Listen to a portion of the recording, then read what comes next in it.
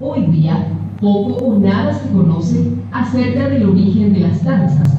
Los ancianos y ancianas recuerdan poco de lo que vivieron de jóvenes acerca de la danza.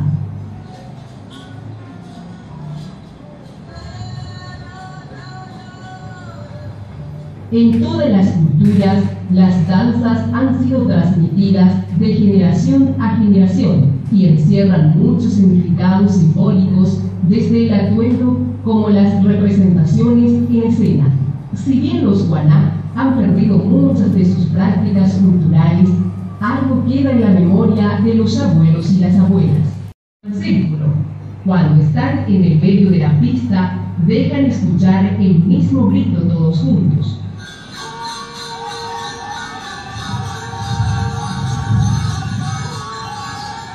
Regresan del punto de partida y continúan con el baile.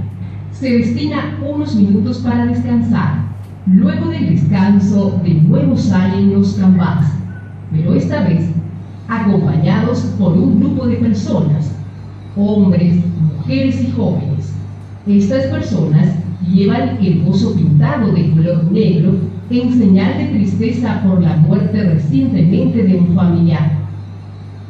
Algunas mujeres ancianas dejan escuchar un canto un tanto lastimero durante la lenta caminata que hacen en forma de círculo acompañando a los cambás.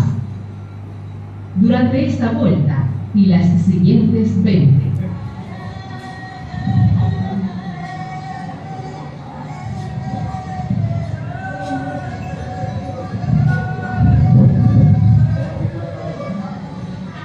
Se repite hasta completar 12 vueltas y luego se toman un descanso para recobrar energía.